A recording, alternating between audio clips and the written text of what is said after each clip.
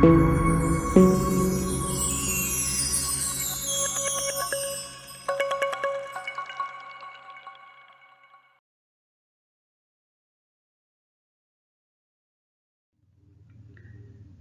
graça e a paz do nosso Senhor Jesus Cristo, irmãos.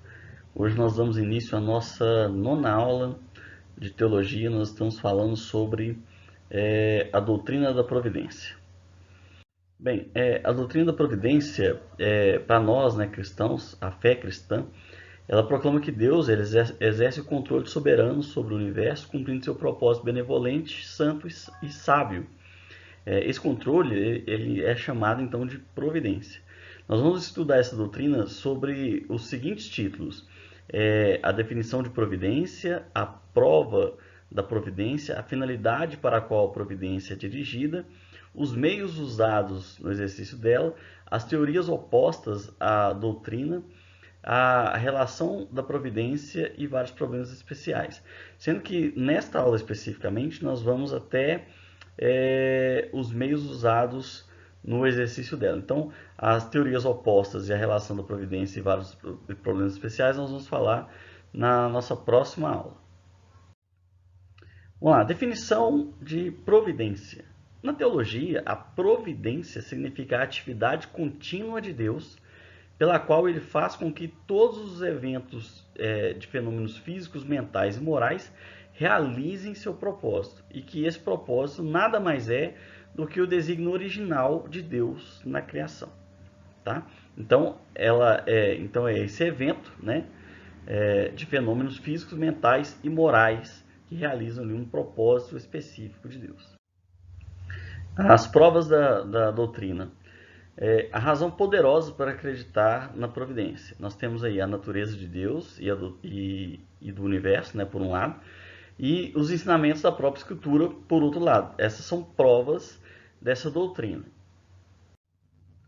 Vamos lá falar um pouquinho então sobre a natureza de Deus.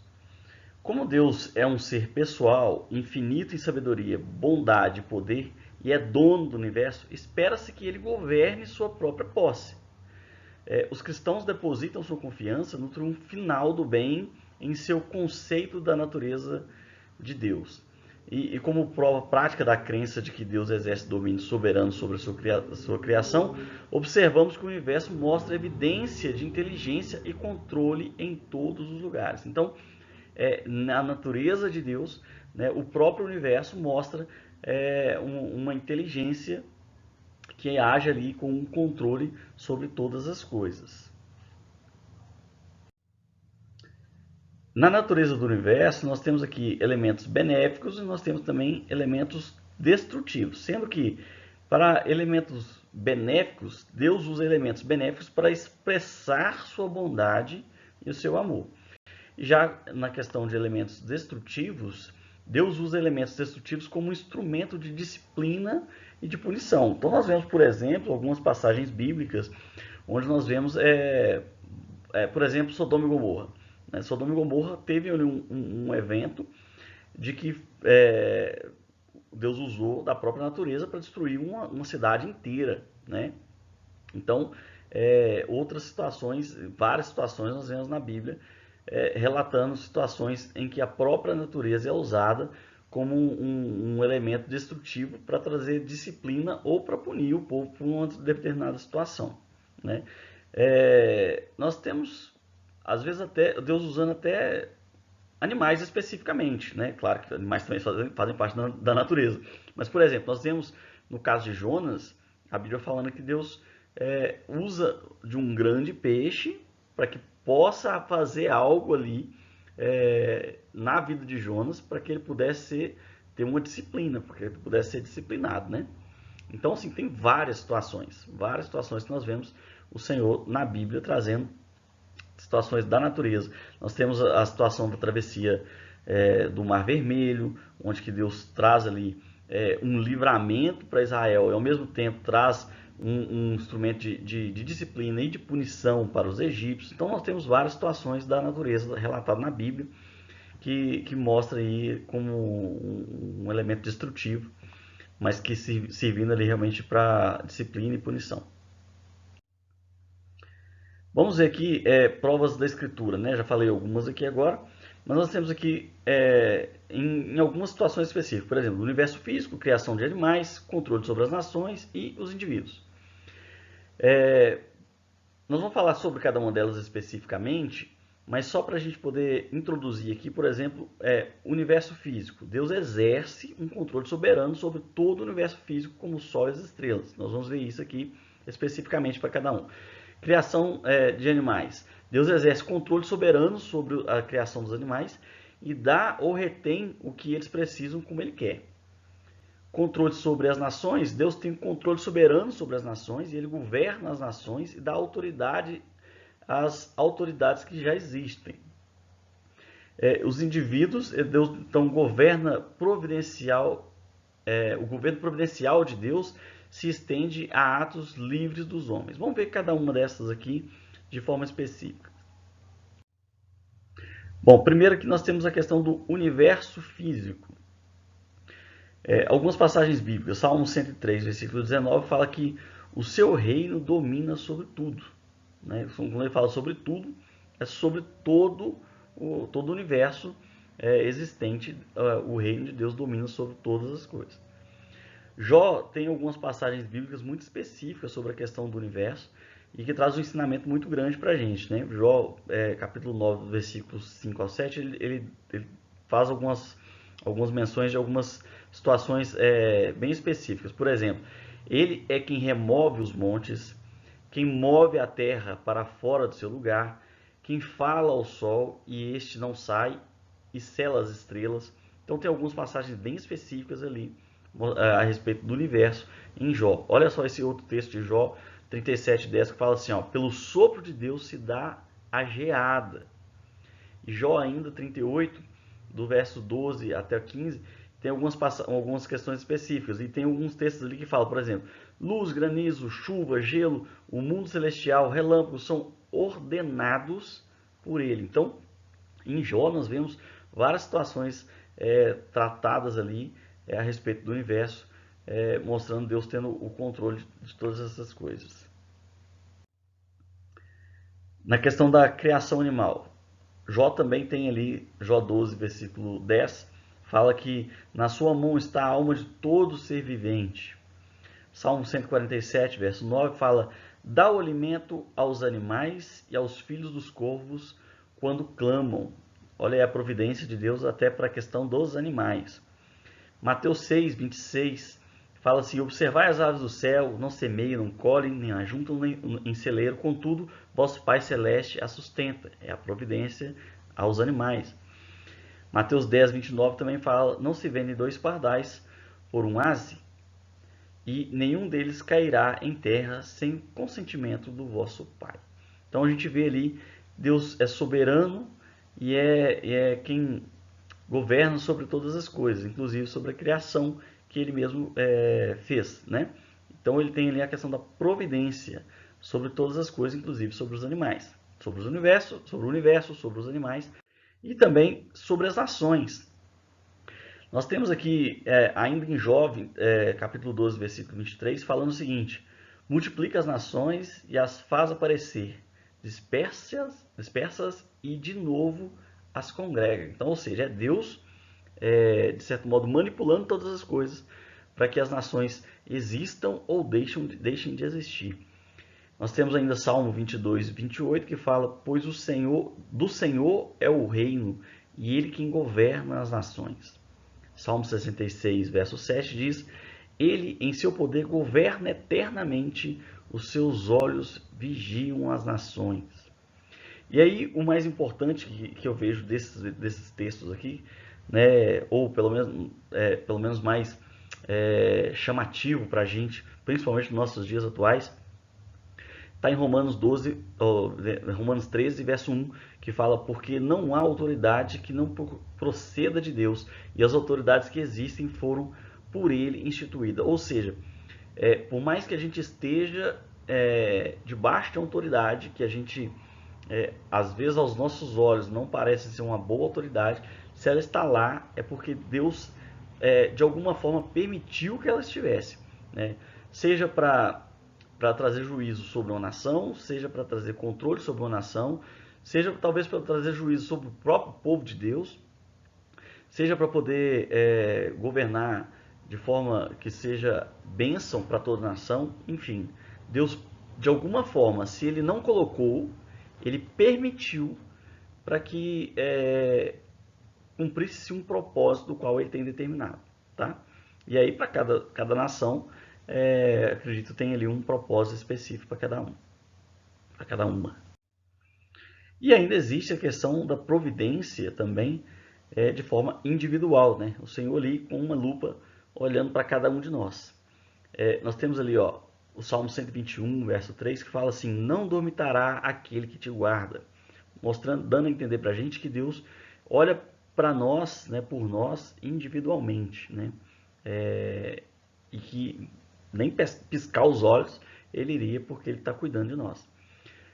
Romanos 8, 28 fala: sabemos que todas as coisas cooperam para o bem daqueles que amam a Deus e que são chamados segundo o seu propósito. Então Deus tem um propósito específico e ele faz com que todas as coisas cooperem para o bem dessas pessoas que são chamadas ali segundo o seu propósito. Filipenses 4,19 ele diz assim: e o meu Deus há de suprir em Cristo Jesus cada uma das vossas necessidades. Então é ele cuidando de nós de forma individual, né? Por mais que às vezes a gente olhe a situação na nossa vida e parece que não vai acontecer algo, de repente o Senhor vem, provém algo e aquilo acontece e a gente vê que é realmente um cuidado de Deus de forma individual. Então, sem tal controle providencial, não teria sentido orarmos pelos governos e por aqueles que exercem autoridade, nem pela salvação dos perdidos. Se todas as coisas já estivessem simplesmente determinadas, qual que seria o sentido de nós orarmos a Deus? Nossa oração não poderia ter efeito algum, né? Se simplesmente já estivesse tudo simplesmente ali determinado de forma que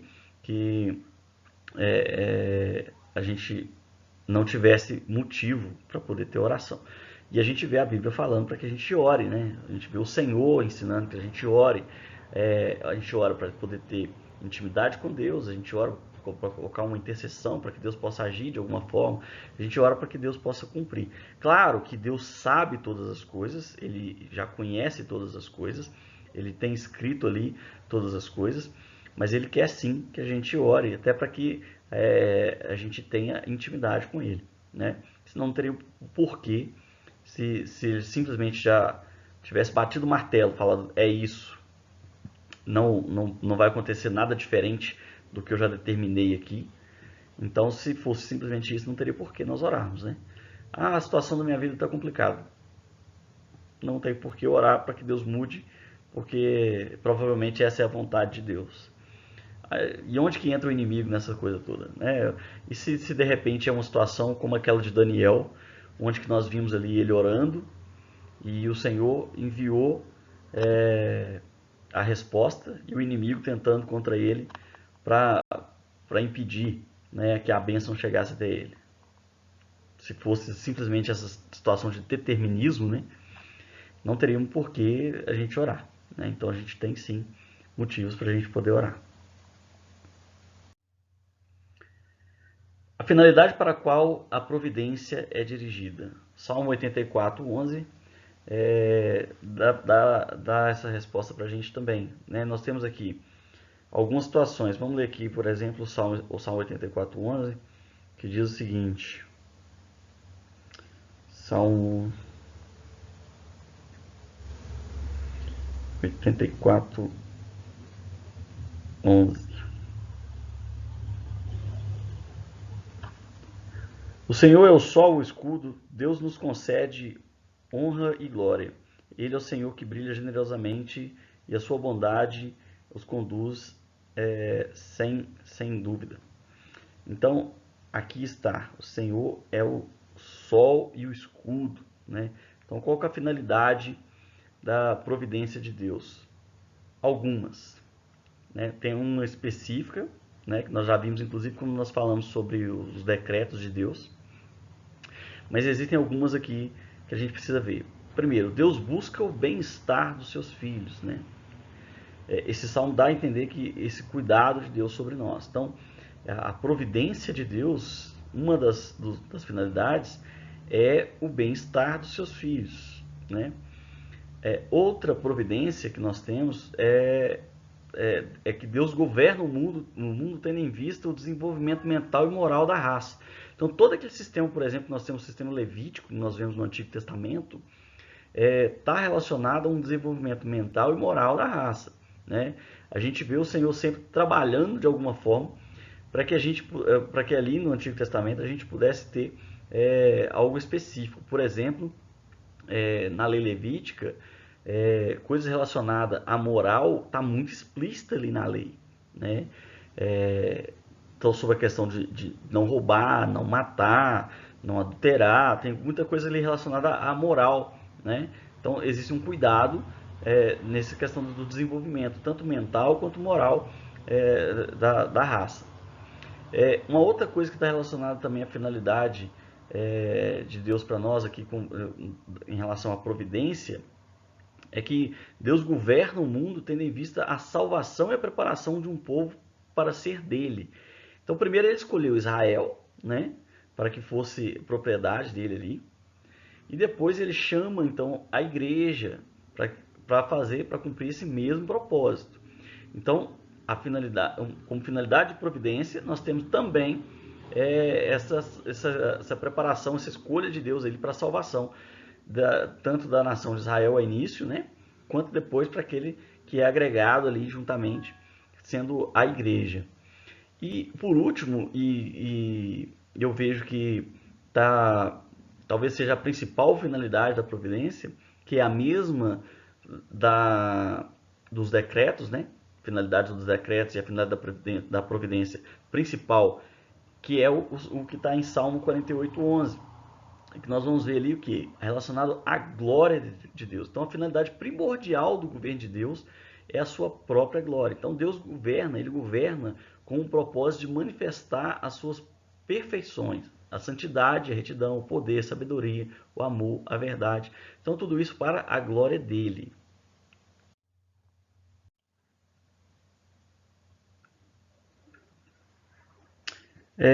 Vamos ver aqui agora um pouquinho os meios empregados, né, por Deus aqui no exercício da divina providência. Bem, vamos lá. Nós temos a providência de Deus aqui da seguinte forma. Então, Deus governa o universo com aspectos externos e aspectos internos. Então, ele usa as leis naturais, milagres e a sua poderosa palavra para realizar seu plano maior. Bom, vamos ver aqui primeiro os aspectos externos. Com aspectos externos, nós temos aqui as leis naturais, temos os milagres, temos a palavra, né? E temos também a destruição futura, que está ali relacionada já também, como um aspecto externo. Vamos ver aqui, lei natural. Deus garante o nosso sustento com as leis naturais, como as estações do ano, e um instinto de autopreservação, né? E o instinto de autopreservação. Então, presta atenção, nós temos aqui, durante todo um ano, por exemplo, as estações, e cada estação produz para a gente ali algo específico, né? Então, nós temos os frutos, por exemplo, das plantas em estações específicas. Nós vamos ver, por exemplo, plantas que se dão melhor em períodos mais secos, outras que se dão melhor em períodos mais úmidos, outras em um período mais quente, outros em períodos mais frios. Durante todo o período do ano, em cada estação do ano, nós temos plantas, vegetações que se dão bem em determinadas situações para que possa cumprir um propósito específico, né?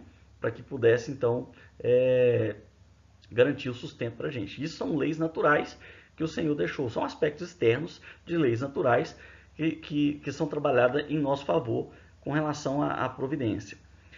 Nós temos ainda como aspectos externos os milagres. Deus realiza milagres para complementar as leis naturais, como evitar chuva após seca prolongada e salvar seus servos.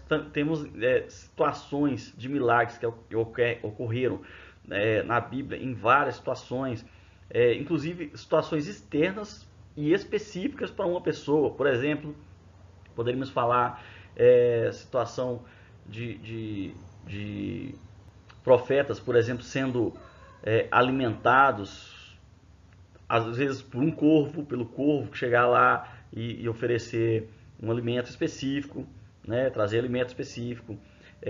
Às vezes situações miraculosas com relação a uma nação inteira, né, como no caso das codornizes, por exemplo, né, na travessia do deserto.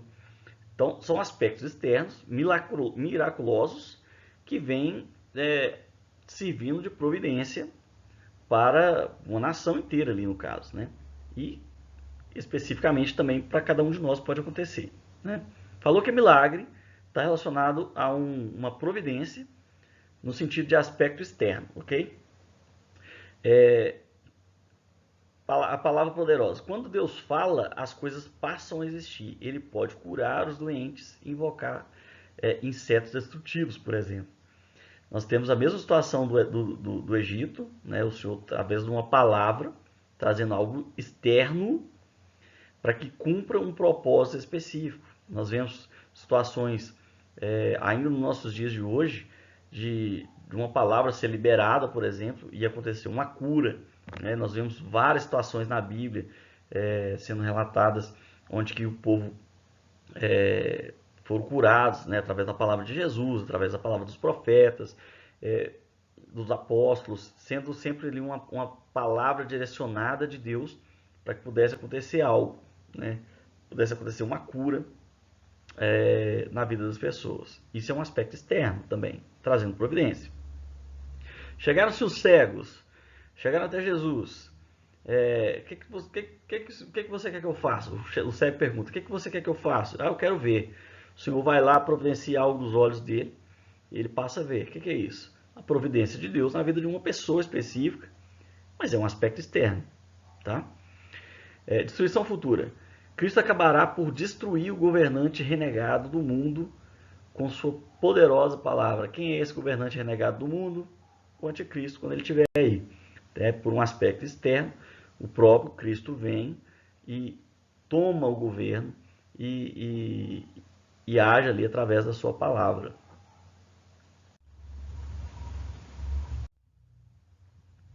Vamos falar aqui agora então um pouquinho sobre aspectos internos, tá?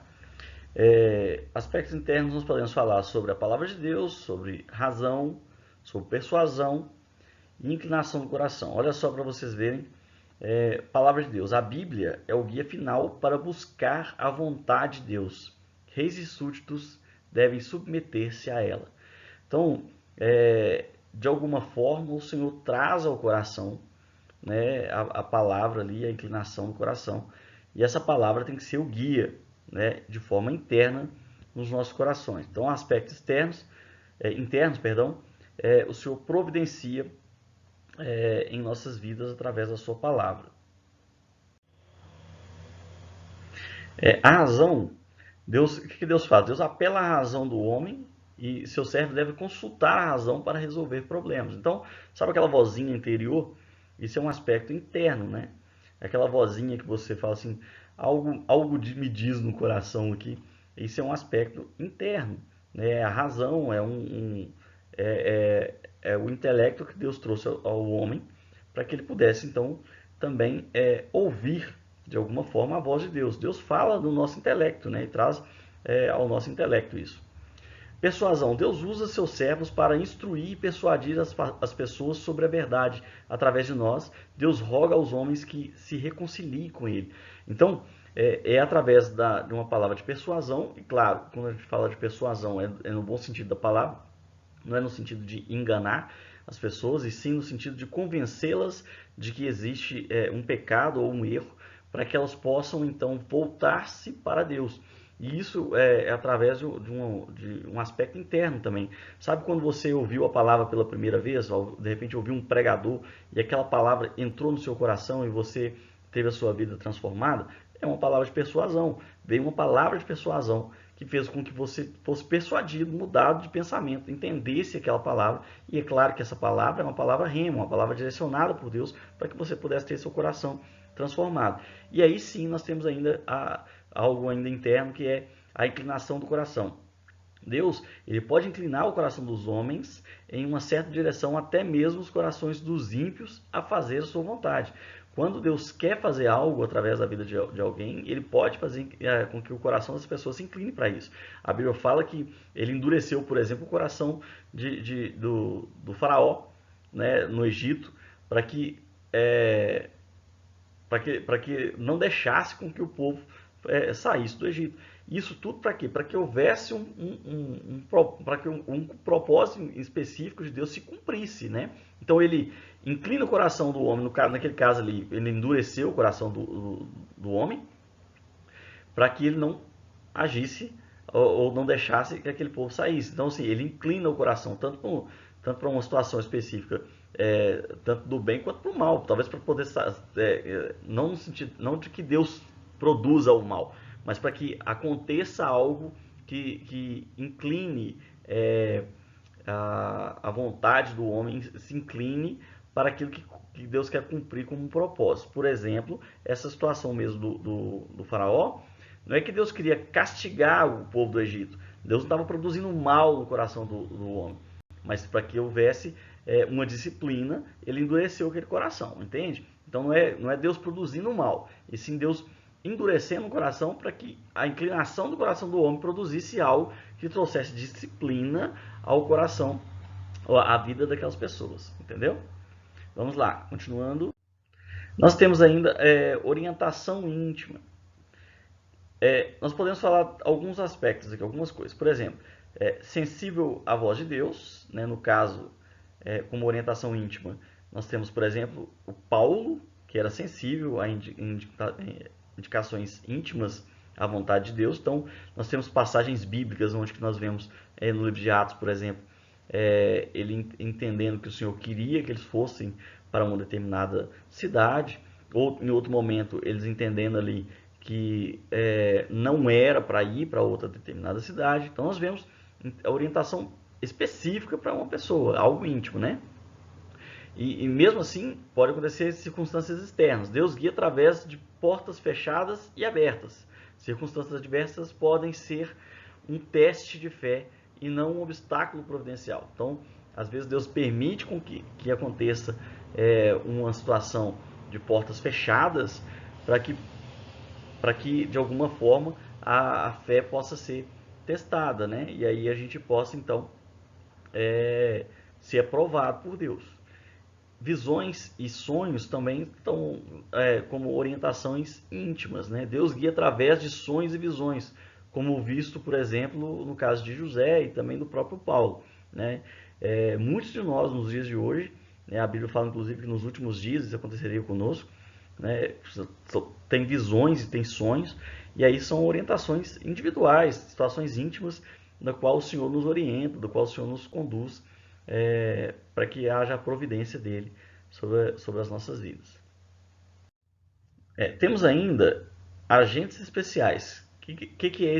O que são esses agentes especiais? São, na verdade, agentes que fazem com que aconteça algo de providência para nós. Por exemplo, nós temos a situação dos anjos, tem o próprio Deus, né, no caso do Espírito Santo, que são agentes especiais para que algo aconteça em nosso favor, de forma a cumprir a providência. Então, poderosos e obedientes a Deus, os anjos servem na administração externa do governo de Deus. Então, Deus dá ordem aos seus anjos para que possam cumprir algo em nosso favor. Ainda como agentes especiais, e nesse caso aqui é mais especial, né, porque é o próprio Deus, o Espírito Santo ele age nos aspectos internos e espirituais do governo de Deus. Ele é Deus e ao mesmo tempo onisciente e onipotente. Ele conhece todas as coisas. Então, como agente especial, ele mesmo pode inclinar os nossos corações para cumprir algo, para que haja providência para nós. Bem, nós vemos então que Deus ele tem, na verdade, um plano maior, né, para nós. Então, a providência de Deus ela se estende além do que nos podemos compreender. e podemos confiar que Ele está trabalhando todas as coisas juntas para o bem. Então, é o que a própria Bíblia nos fala, né? Que todas as coisas cooperam para o bem daqueles que amam a Deus e que são chamados segundo o seu propósito. Então, a providência de Deus, ela exerce em nós, né? Um papel fundamental para que a gente possa cumprir um propósito do qual Deus tem determinado para a gente.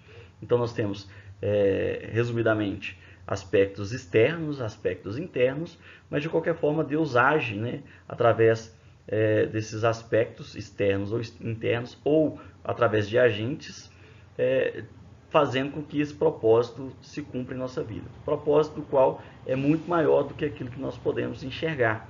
E assim o Senhor cumpre em nós, em nossas vidas, né, em uma nação, aquilo que Ele tem determinado, ok? Bom, chegamos então ao final da nossa nona aula. E eu espero vocês então na nossa próxima aula. Até lá!